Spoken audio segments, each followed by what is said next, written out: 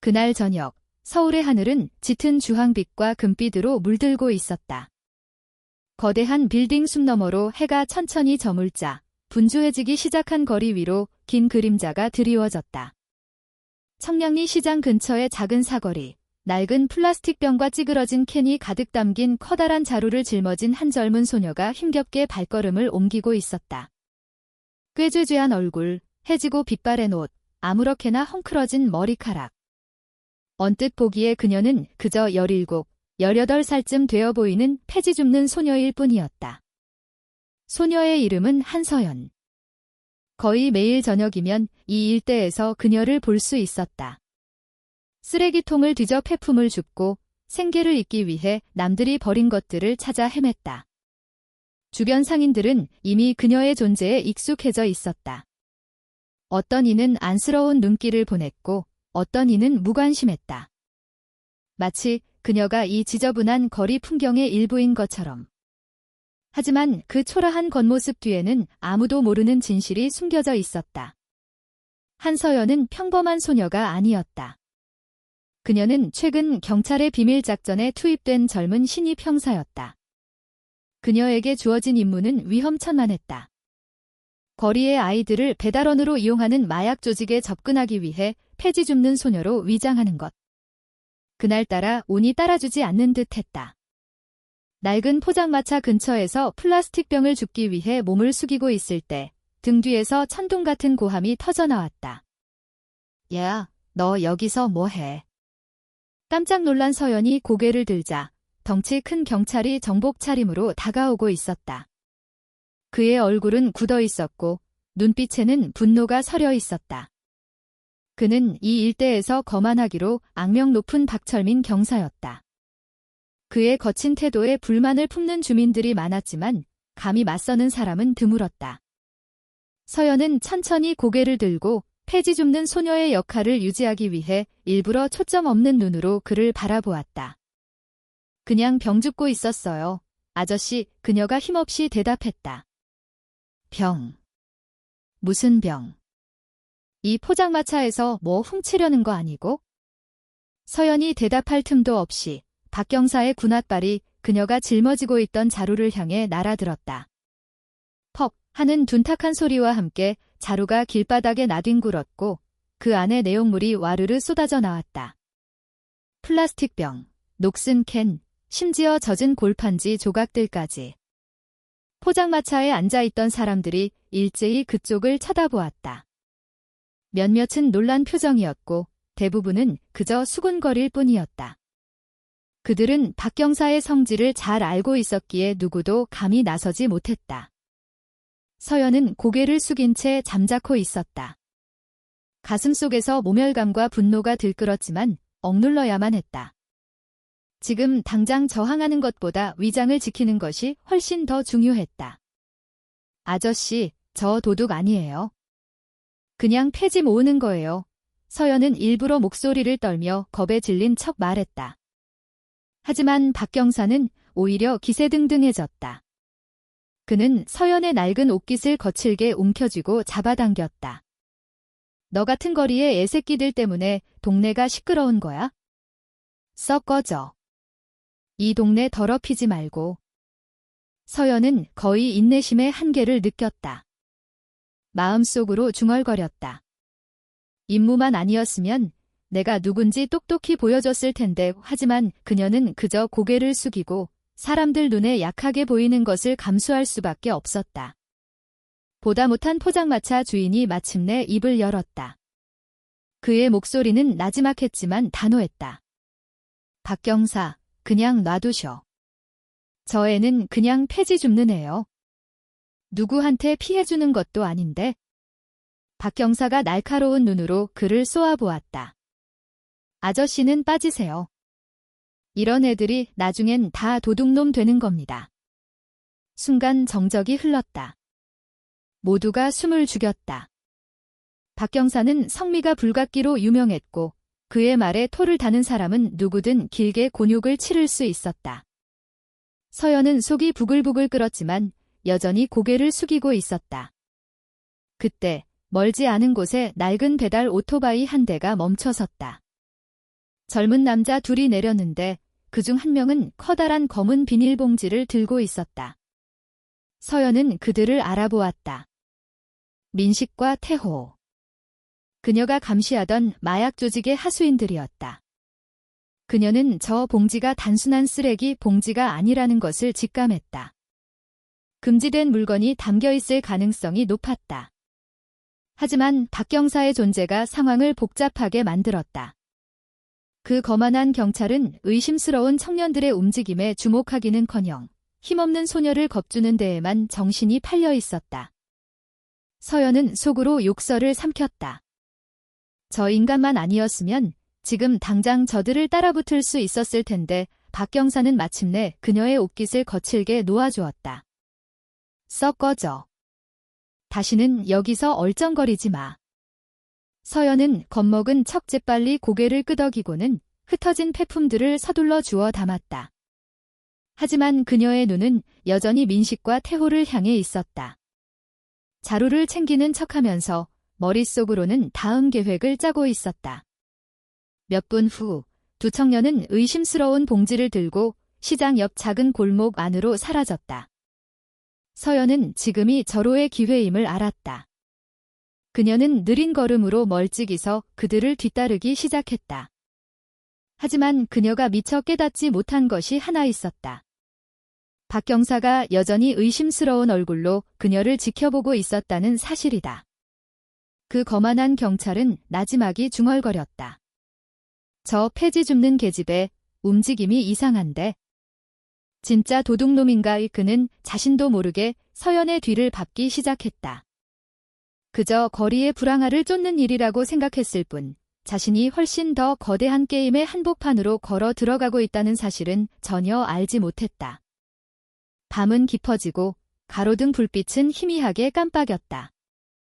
시장의 소음은 잦아들고 좌판을 정리하는 몇몇 상인들만 남아있었다. 서연은 축축하고 좁은 골목을 조심스럽게 걸었다. 시궁창 냄새가 코를 찔렀다. 그녀는 여전히 폐지를 찾는 소녀처럼 보이려 애썼지만 심장은 미친 듯이 뛰고 있었다. 앞서가던 민식과 태호가 낡은 연립주택 앞에서 멈춰섰다. 그들이 문을 가볍게 두드리자 중년의 남자가 안에서 문을 열었다. 서연은 순식간에 그의 얼굴을 알아보았다. 조 사장. 조직의 중간 간부 중 한 명이었다. 그는 오랫동안 경찰의 추적을 받아왔지만 뱀장어처럼 교활하고 항상 내부 조력자를 두고 있어 체포하기 어려운 인물이었다. 서연은 버려진 골판지 더미 뒤에 몸을 웅크리고 숨죽여 지켜보았다. 그녀의 손이 옷주머니를 더듬었다. 가스라이터 모양으로 위장한 초소형 통신기기가 제자리에 있는지 확인했다. 그것은 언제든 명령을 기다리고 있는 팀에게 신호를 보낼 수 있는 장치였다. 하지만 그것을 작동시키기도 전에 등 뒤에서 묵직한 발소리가 들렸다. 서연이 고개를 돌리자 심장이 멎을 뻔했다. 박 경사가 멀지 않은 곳에 서서 의심 가득한 눈으로 그녀를 내려다보고 있었다. 야, 너 또 여기서 뭐 하는 거야? 그가 큰 소리로 물었다.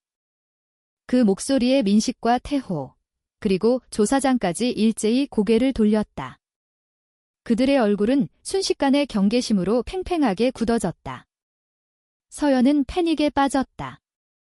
지금 정체가 탄로나면 임무는 완전히 실패로 돌아간다. 어떻게든 시선을 돌려야 했다. 그녀는 재빨리 일어서서 큰 소리로 우는 척 연기했다. 아저씨, 살려주세요. 저 사람들이 제 물건을 뺏었어요. 전 그냥 쓰레기 주우려고 했는데 제 자루를 억지로 뺏어갔다고요. 박 경사는 코웃음을 쳤다.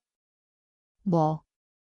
저놈들이 내 물건을 뺏었다고. 민식과 태호는 당황해서 서로를 쳐다보았다. 그들의 얼굴이 붉게 달아올랐다. 조 사장은 차분하게 앞으로 나섰지만 그의 눈은 증오심으로 가늘게 번뜩이고 있었다. 경찰 아저씨, 그의 목소리는 차갑고 냉정했다. 이런 길바닥 애새끼 말 듣지 마세요. 이 근처에서 맨날 소란 피우는 놈입니다. 저놈이 들고 다니는 물건들도 다 남의 집에서 슬쩍한 것들이에요. 박 경사는 그들과 서연을 번갈아 쳐다보았다. 그의 얼굴에 망설임이 가득했다. 서연은 자신의 연기가 성공하기를 바라며 숨을 죽였다. 상황은 점점 더 긴박해졌다. 그날 밤 희미한 불빛이 비추는 좁은 골목에서 비밀스러운 게임이 막 시작되고 있었다. 그곳에 있는 모든 사람을 예측할 수 없는 소용돌이 속으로 끌어들일 게임이. 작은 골목의 분위기는 점점 더 무겁게 가라앉았다. 희미한 가로등 불빛은 일부만 비추고 있어 조사장의 얼굴 그림자를 더욱 섬뜩하게 만들었다. 서연은 겁에 질린 척 몸을 떨며 서 있었지만 가슴속에서는 심장이 통제불능으로 뛰고 있었다. 어떻게든 위장을 지키면서 이 상황을 벗어나야만 했다. 박경사는 가슴을 쭉 펴고 허세를 부리며 다가갔다. 나한테 거짓말할 생각 마. 만약 내 놈들이 진짜 이 아이 물건을 뺏은 거면 다 같이 경찰서로 가야 할 줄 알아. 그 말에 민식과 태호는 당황해서 서로를 쳐다보았다. 그들은 경찰서에 가는 것만은 피하고 싶었다. 하지만 조사장은 마치 이 상황이 사소한 장난이라도 되는 듯 옅은 미소만 지을 뿐이었다. 경찰 아저씨, 그의 목소리는 무겁고 단조로웠다. 필요 없는 문제 만들지 맙시다. 이 길바닥에는 원래 소란을 잘 피워요. 저의 말을 믿고 싶으면 그렇게 하세요. 하지만 나중에 후회할 수도 있다는 것만 알아두세요. 그의 말투에는 명백한 협박의 기운이 서려 있었다. 박경사는 순간 망설였지만 그의 자존심이 두려워하는 모습을 보이는 것을 허락하지 않았다. 상관없어. 너희들이 정말 잘못한 게 없다면 가까운 파출소로 가자. 거기서 확실히 밝히면 될 거 아니야. 서연은 마른 침을 삼켰다. 상황이 점점 더 위험해지고 있었다. 만약 모두 파출소로 가게 되면 그녀의 위장이 때 이르게 드러날 수 있었다. 재빨리 방법을 찾아야 했다. 그녀는 다시 몸을 웅크리고 흩어진 플라스틱 병 몇 개를 주워 담으며 울먹이는 목소리로 말했다. 아저씨, 저 거짓말 아니에요? 아까 저 사람들이 제 자루를 억지로 뺏으려고 했어요. 제발 경찰서에는 데려가지 마세요. 저 무서워요. 서연은 일부러 자신을 더 불쌍하게 만들어 박경사의 시선이 민식과 태호가 들고 있던 검은 봉지가 아닌 자신에게만 집중되도록 유도했다. 하지만 조사장은 가만히 있지 않았다. 그는 박경사의 어깨를 가볍게 두드리며 한결 부드러워진 목소리로 말했다. 이렇게 합시다. 이 문제는 여기서 끝내는 걸로. 굳이 경찰서까지 가서 복잡하게 만들 필요 없잖아요. 그의 손이 박경사의 상의 주머니로 무언가를 슬쩍 밀어넣었다. 작게 접힌 두툼한 돈 봉투였다. 서연은 그 장면을 똑똑히 보았다. 가슴이 들끓었다. 역시 이 경찰은 거만할 뿐만 아니라 썩을 대로 썩었구나. 박경사는 주머니 속을 힐끗 보고는 잠시 침묵했다. 그의 오만함은 서서히 사라지고 그 자리에는 교활한 눈빛이 들어섰다. 좋아. 그럼 없었던 일로 하지? 이 길바닥에도 아까부터 귀찮게 굴었으니까. 서연은 숨이 멎는 듯 했다. 시나리오가 최악으로 치닫고 있었다. 만약 박경사가 뇌물을 받는다면 그는 이제 임무의 방해물을 넘어 거대한 장애물이 될 터였다. 조사장은 옅은 미소를 지으며 민식과 태호에게 빨리 연립주택 안으로 들어가라는 눈짓을 보냈다. 그들이 들고 있던 검은 봉투도 시야에서 사라졌다.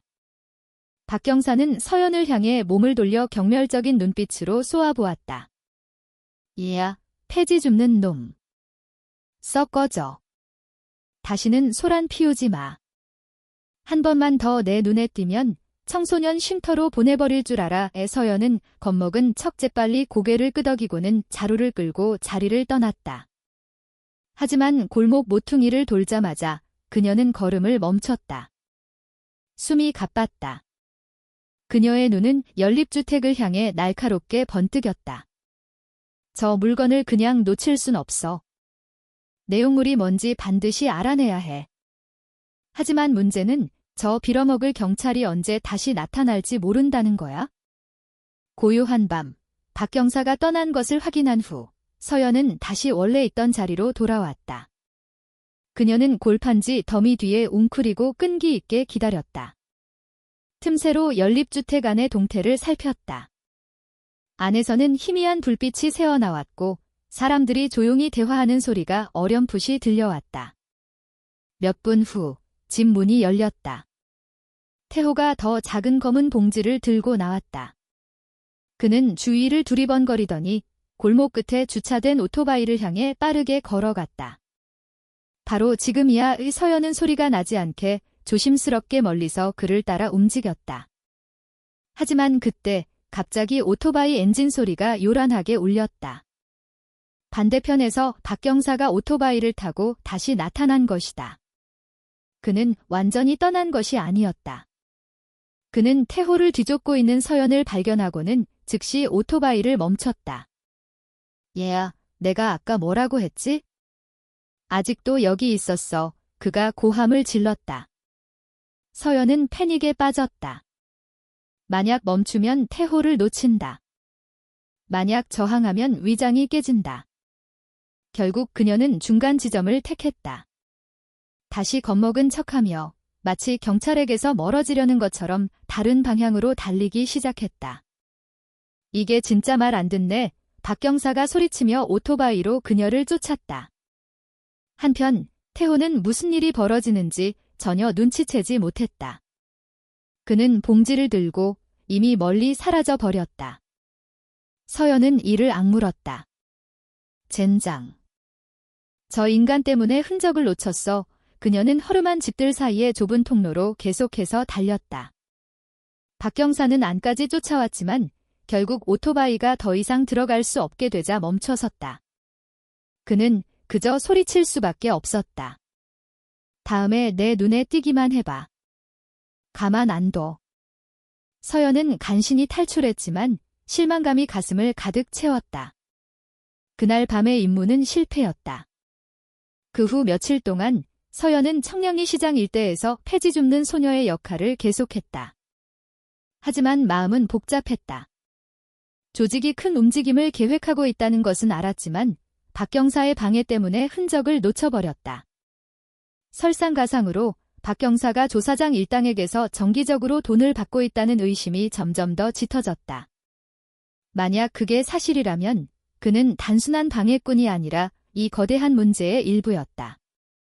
어느 날 오후 서연은 고가도로 아래에 앉아 폐품을 고르는 척했다. 멀리서 박 경사가 한 포장마차 앞에서 민식과 친하게 이야기를 나누는 모습이 보였다. 그들은 마치 오랜 친구처럼 웃고 있었다. 서연의 가슴이 뜨거워졌다.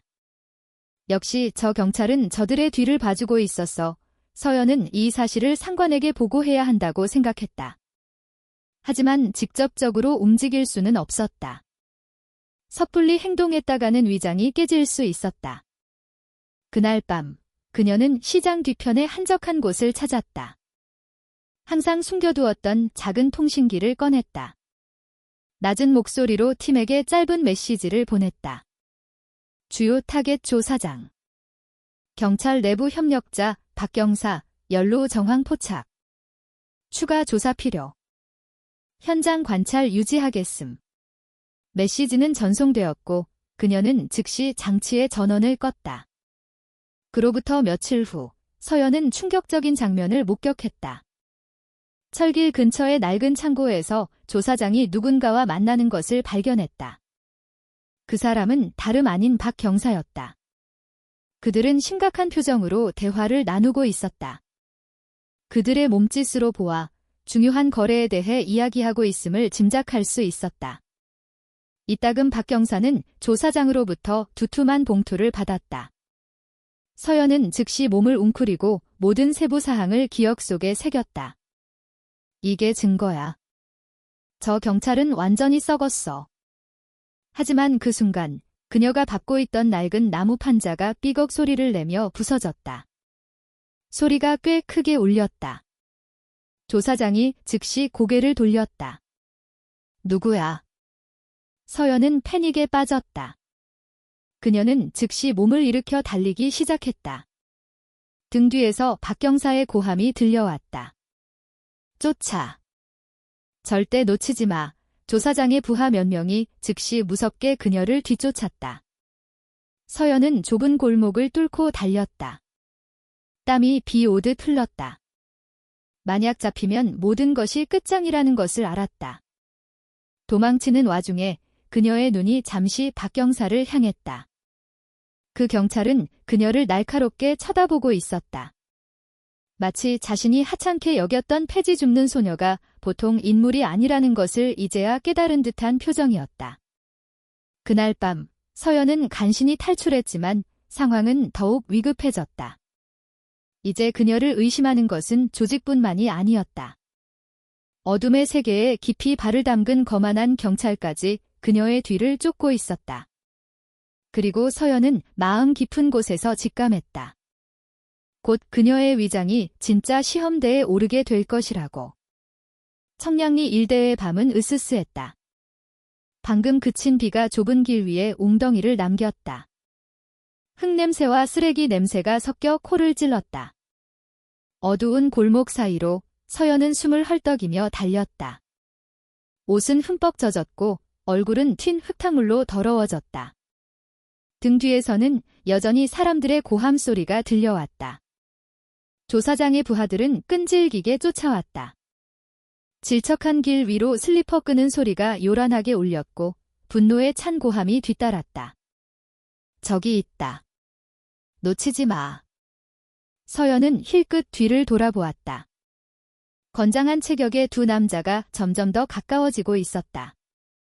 그녀는 이를 악물고 머리를 굴렸다. 앞에는 세 갈래 길이 있었다. 하나는 시장 쪽, 하나는 철길 쪽, 나머지 하나는 빽빽한 주택가로 이어졌다. 시장으로 가면 너무 복잡해서 쉽게 잡힐 거야. 철길은 위험하고 막힐 수도 있어. 주택가가 더 안전해. 좁은 골목이 많으니까 서연은 망설임 없이 주택가 쪽으로 방향을 틀었다. 그녀는 작은 도랑을 뛰어넘고 아직 젖어있는 주민들의 빨랫줄을 스쳐 지나갔다. 비누 향과 흙냄새가 코를 찔렀다. 하지만 운이 없었다.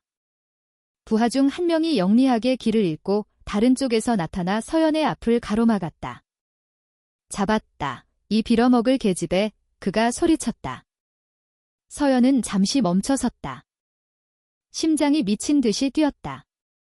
남자가 다가오는 동안 등 뒤에서도 다른 두 명이 거의 다 도착했다. 그녀는 막다른 골목에 갇힌 것이다. 서연은 재빨리 바닥에 떨어져 있던 강목을 집어들었다. 몸은 작았지만 그녀의 눈은 용기로 불타올랐다. 건드리지 마. 그녀는 낮지만 단호하게 말했다. 남자는 비웃었다. 이것 봐라. 길바닥 애가 깡다구가 있네. 내가 우리 셋을 이길 수 있을 것 같아. 그들이 동시에 달려들었다. 서연은 한 명을 향해 강목을 휘둘러 어깨를 가격했다.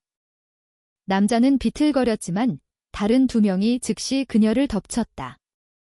한 명은 팔을 잡았고 다른 한 명은 강목을 빼앗으려 했다. 서연은 필사적으로 저항했지만 그들의 힘이 훨씬 더 강했다. 강목이 손에서 떨어져 나갔다. 둔탁한 주먹이 그녀의 뺨을 강타했다. 그녀는 질척한 땅바닥으로 쓰러졌다. 조사장한테 끌고 가 한 명이 소리쳤다. 그들이 힘없이 늘어진 서연의 몸을 끌고 가기 시작했다. 고통 속에서도 그녀는 계속해서 몸부림쳤다. 왼손을 몰래 옷 주머니에 넣어 가스라이터 모양의 작은 물건을 움켜쥐었다. 통신기기였다. 남은 힘을 다해 그녀는 기기 뒤편의 비밀 버튼을 눌렀다.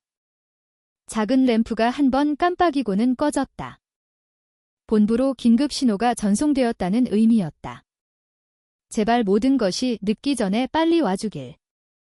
얼마 후 서연은 철길 근처의 낡은 창고로 끌려왔다. 방은 어두웠고 천장에 매달린 백열전구 하나만이 공간을 밝히고 있었다.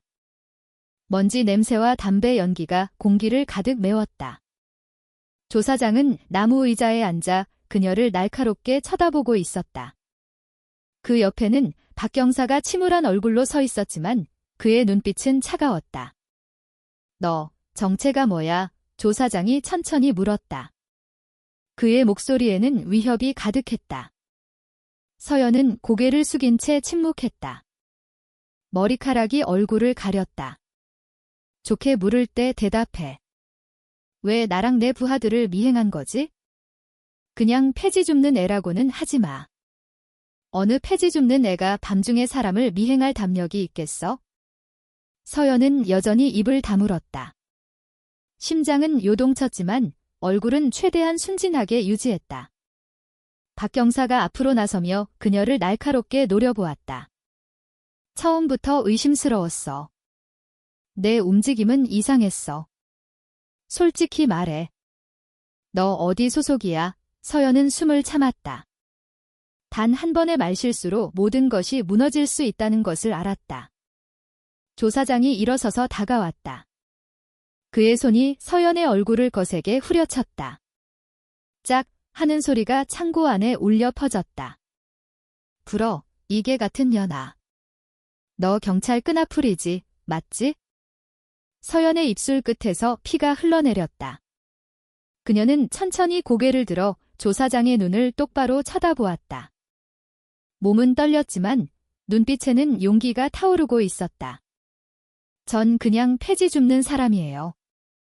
그냥 먹고 살려고 했을 뿐이에요. 그녀가 힘없이 말했다. 조 사장은 비웃음을 터뜨렸다. 하하, 어느 폐지 줍는 애가 내 부하 셋을 상대해? 내가 바보인 줄 알아? 박 경사도 날카롭게 그녀를 쳐다봤지만 그 이면에는 의심이 서려 있었다. 왠지 모르게 서연에게는 이 소녀가 단순한 적이라고 100% 믿기 어렵게 만드는 무언가가 있었다. 한편 창고 주변의 몇몇 주민들은 불안해하기 시작했다. 안에서 들려오는 큰 고함과 소란스러운 소리를 들었지만 아무도 감히 다가가지 못했다. 조 사장의 이름은 너무나 두려운 존재였다. 단 한 사람, 이동식 커피를 파는 한 노인만이 용기를 내어 엿보았다. 그는 시장에서 자주 보던 폐지 줍는 소녀, 서연의 얼굴을 알아보았다. 아이고, 저 불쌍한 아이. 그는 중얼거렸다. 그리고는 몰래 아는 사이인 동네 자율방범대원에게 알렸다. 빨리 진짜 경찰한테 알려줘요. 조사장 창고에 애가 하나 잡혀 있어. 그 정보는 마침내 이미 긴급 신호를 받은 서연의 팀의 귀에까지 연쇄적으로 전달되었다. 창고 안에서는 신문이 더욱 잔혹해졌다. 조사장은 부하들에게 서연을 여러 차례 구타하라고 지시했다. 하지만 서연은 끝까지 버텼다. 자백하지 않았다. 만약 입을 열면 그 자리에서 목숨이 끝장날 것이라는 것을 알았다. 박 경사는 방구석에 서서 굳은 얼굴로 지켜보고 있었다. 그는 딜레마에 빠지기 시작했다. 조사장에게서 돈을 받은 것은 사실이지만 젊은 소녀가 무자비하게 폭행당하는 것을 보니 마음이 흔들렸다. 내가 지금 무슨 짓을 하고 있는 거지? 그의 내면이 소리쳤다. 나는 경찰이다. 국민을 지켜야 할 의무가 있다. 그런데 지금 나는 한 소녀가 이렇게 당하는 것을 방관하고 있잖아. 조 사장이 다시 다가왔다. 그는 서연의 턱을 거칠게 움켜쥐었다. 아직도 고집을 부리네. 좋아, 그럼 다시는 도망 못 가게 만들어주지. 내일 널 아주 먼 곳으로 보내서 아무한테도 아무 말도 못하게 만들어주겠다. 서연은 마른 침을 삼켰다. 그 말의 의미를 알았다. 어디론가 팔려가게 될 것이다. 아마 다시는 돌아오지 못할 것이다. 하지만 그 순간 멀리서 경찰 사이렌 소리가 들려왔다. 우잉, 우잉. 조 사장은 깜짝 놀랐다. 젠장, 누가 밀고 한 거야? 부하들은 패닉에 빠져 문을 닫으려고 허둥댔다. 박 경사도 놀라 얼굴이 창백해졌다. 그는 아직 묶여있는 서연을 쳐다보았다. 그리고 그 시선은 분노와 혼란이 뒤섞인 것으로 변했다. 설마, 진짜 형사였어. 서연은 말없이 그를 마주볼 뿐이었다. 마음속으로 그녀는 때가 거의 다 왔음을 직감했다. 이 위장은 더 이상 숨길 수 없었다. 경찰들이 창고 밖을 포위하기 시작했다. 지휘관의 확성기 소리가 선명하게 들렸다. 조사장, 순순히 나와라. 저항하지 마. 조사장은 거칠게 욕을 내뱉었다. 그는 박 경사를 향해 돌아섰다. 너, 이 구역 담당이라며? 어떻게 진짜 경찰들이 여기까지 쳐들어올 수 있는 거야? 박 경사는 침묵했다. 식은땀이 관자놀이를 타고 흘렀다. 그는 이제 자신이 궁지에 몰렸다는 것을 알았다. 조사장을 따르면 특수팀에 의해 사살되거나 체포될 수 있다.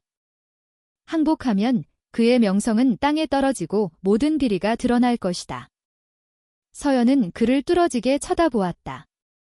얼굴은 멍투성이었지만 그녀의 목소리는 낮지만 힘이 실려 있었다. 아저씨 마음에 아직 양심이 조금이라도 남아있다면 지금 날 풀어줘요. 너무 늦기 전에 올바른 길을 선택하세요. 그 말이 박 경사의 심장을 찔렀다. 처음으로 그 거만한 경찰은 진정으로 흔들리고 있음을 느꼈다. 조사장이 다시 다가와 박 경사를 분노에 찬 눈으로 가리켰다. 빨리 이 상황 처리해. 안 그러면 내가 가장 먼저 끝장낼 사람은 바로 너야. 박 경사는 허리에 찬 권총을 움켜쥐었다. 그의 손이 떨렸다. 그의 시선은 서연과 조사장, 그리고 밖에서 경찰들이 부수기 시작한 창고 문 사이를 오갔다. 그 순간 그는 중대한 결정을 내려야 한다는 것을 알았다. 경찰이다. 문 열어라. 안 그러면 부수고 들어간다. 조사장은 거의 이성을 잃었다. 그는 부하들을 향해 소리쳤다. 무기 준비해. 저놈들 살아서 들어오게 두지 마. 쇠가 긁히는 소리가 들렸다.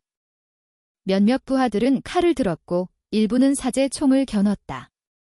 그들의 얼굴은 긴장으로 굳어 있었지만 억지로 용기를 쥐어짰다. 혼돈의 한가운데 박 경사는 뻣뻣하게 서 있었다.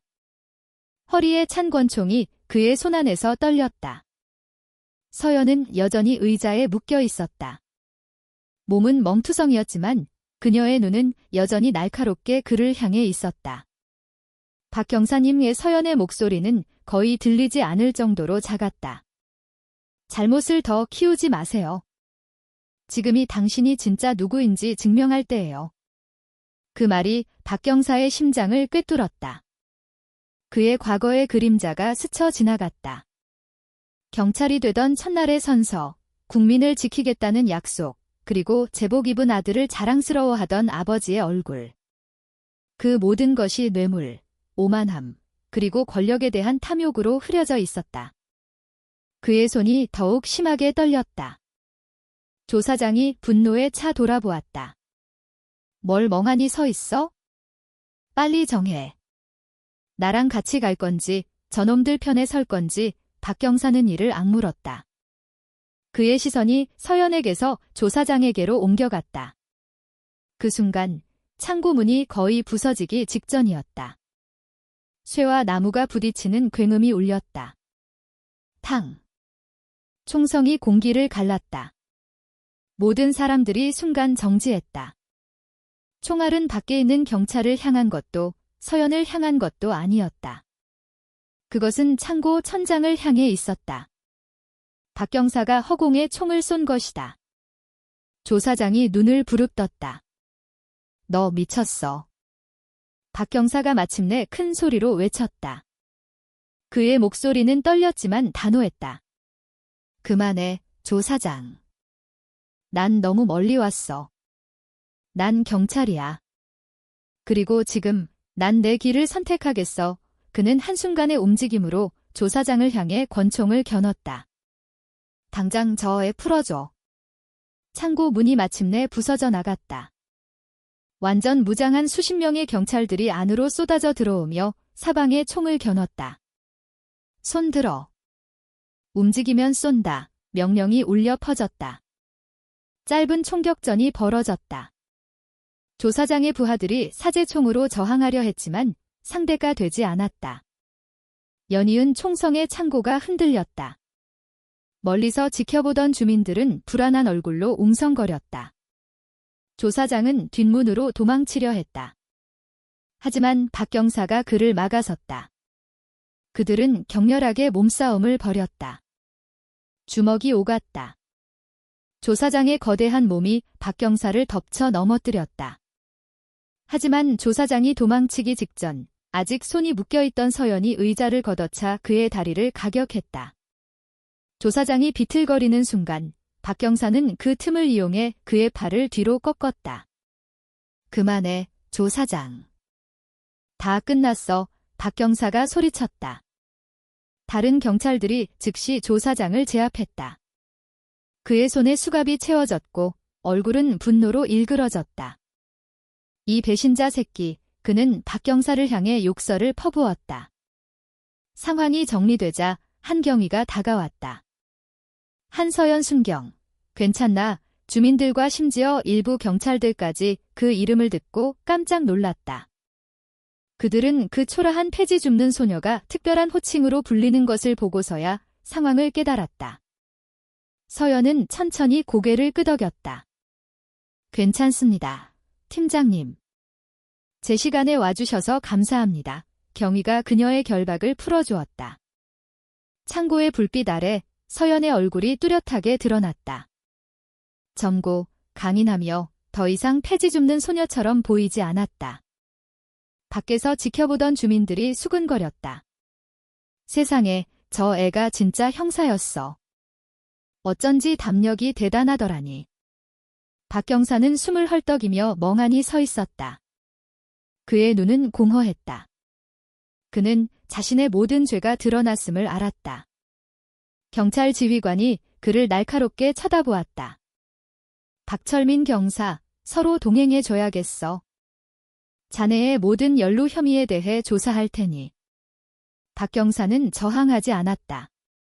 그는 그저 고개를 숙였다. 서연이 잠시 그를 돌아보았다. 그녀의 얼굴은 상처투성이었지만 눈빛에는 증오가 아닌 복잡한 감정이 서려 있었다.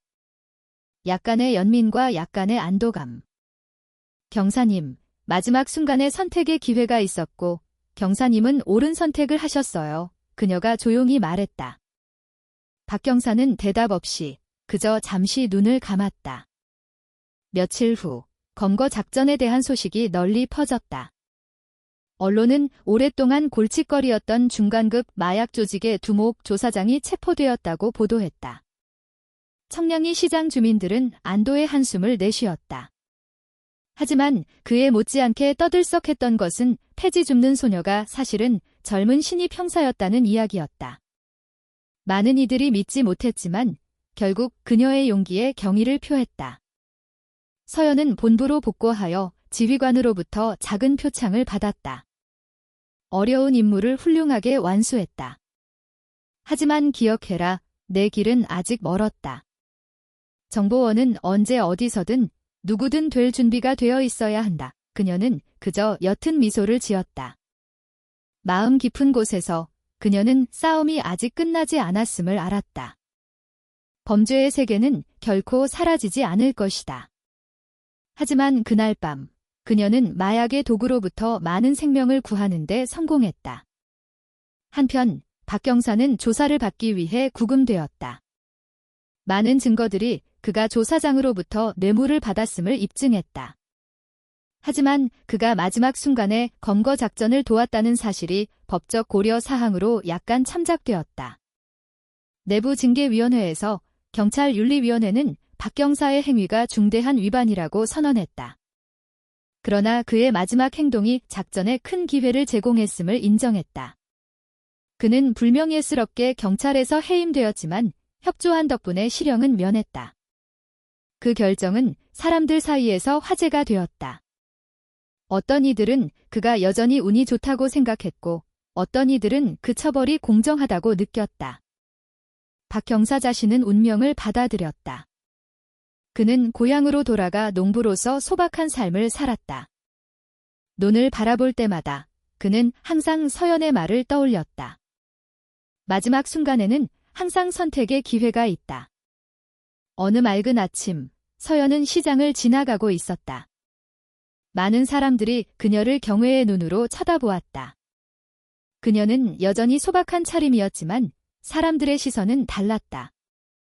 한 야채 가게 아주머니가 나지막이 말했다. 학생, 고마워요. 학생 덕분에 우리 동네가 안전해졌어요. 서연은 그저 미소 지을 뿐이었다. 그녀는 칭찬이 필요하지 않았다. 그녀가 아는 것은 폐지 줍는 소녀로서의 위장이 실질적인 변화를 가져왔다는 사실뿐이었다. 그녀의 발걸음은 단단했다. 낡은 자루를 여전히 어깨에 메고 있었다. 그것은 국가가 부를 때마다 언제든 다시 잠입할 준비가 되어 있다는 상징이었다.